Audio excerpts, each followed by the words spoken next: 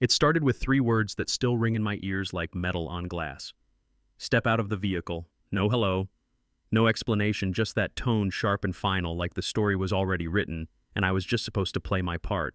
I remember thinking, this is ridiculous, this cannot be how today ends. And yet, yeah, that happened. I was driving home from work, same route I'd taken 1,000 times, the kind of road where your mind drifts because nothing ever happens there. Tree-lined streets, neat houses, people walking their dogs, kids riding bikes like the world is still safe. I glanced at my speedometer when the lights came on behind me. Maybe I was a hair over the limit, 2 miles per hour, if that. 2. You know what I mean?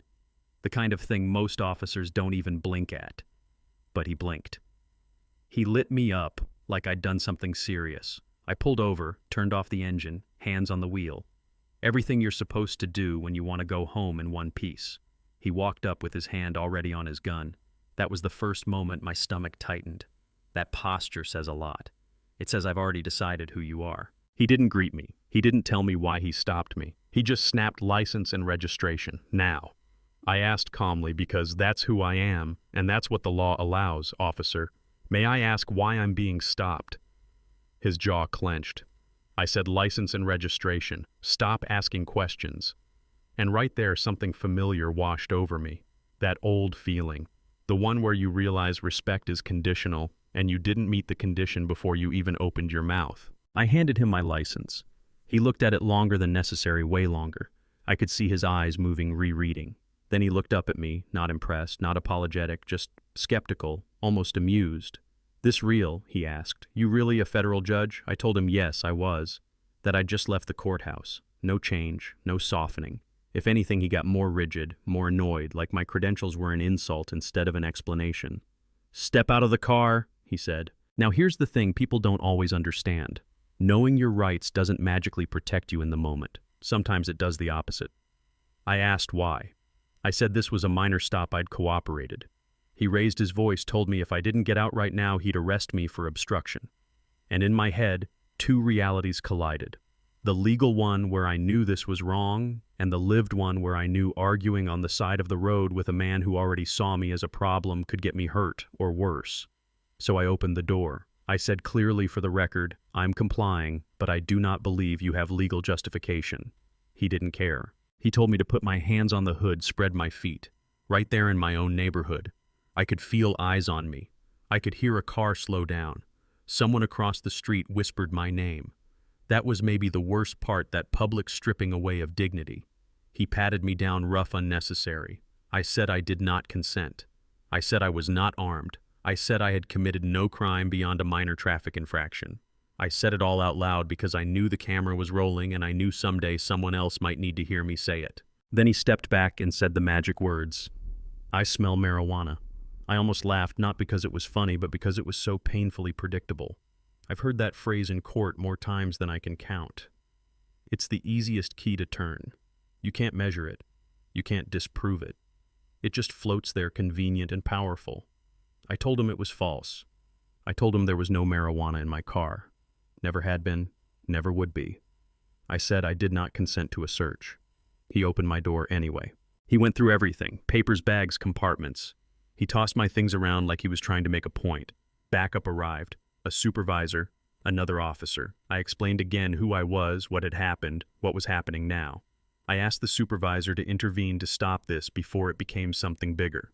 He looked at my license. I could see the calculation in his face. He knew this was bad. And he chose the wrong side anyway. If the officer says he smells marijuana, that's probable cause, he said, and stepped back. That was the twist for me. That's when I realized this wasn't just about one officer having a bad day. This was a system protecting itself in real time. They found nothing. Of course they found nothing. No drugs, no contraband, just my life scattered across the inside of my car. I thought maybe now it ends. Maybe now someone says, okay, enough. But once you go too far, backing down feels like losing. He pulled out handcuffs instead. "Turn around," he said. "You're under arrest." I asked what for. "Obstruction." I actually laughed then, a short, disbelieving sound. Obstruction because I asked questions and stated my rights. He cuffed me tight. Metal biting into skin, neighbors filming, phones up. That moment sticks with you. Not because you're afraid of jail, because you realize how thin the line is between ordinary life and public humiliation.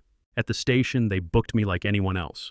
Mugshot, fingerprints, property bag, then a holding cell, concrete walls, metal bench, no privacy.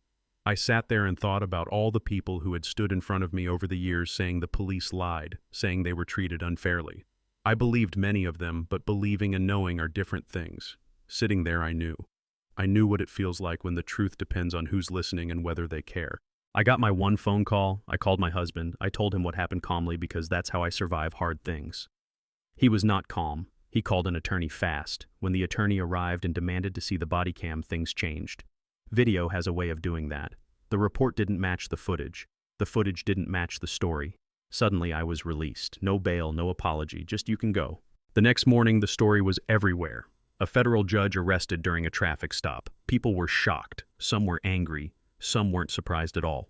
We filed complaints. We filed a lawsuit. We demanded data. And the data told the story the video started. The same officer stopping minority drivers again and again in areas that weren't high crime.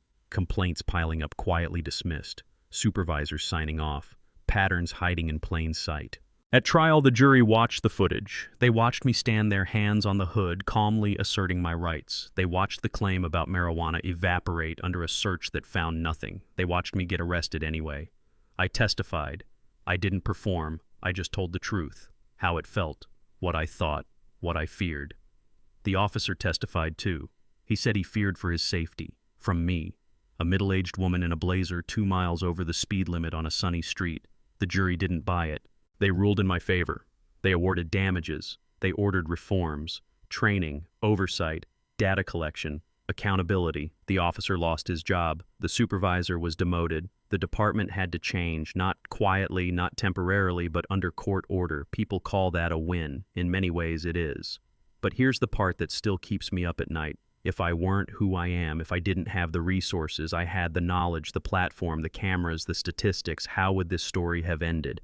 How many versions of this happen every day without a courtroom ending, without reform, without anyone ever knowing? So I want to ask you, really ask you, where do you draw the line between authority and abuse? How much escalation is too much?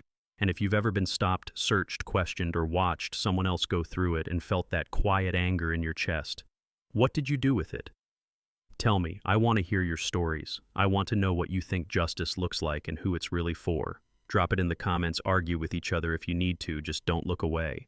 And if you want more stories like this, stories that sound unreal until you realize they're not, hit like, subscribe, and stay with me. Because silence is easy and change never comes from easy.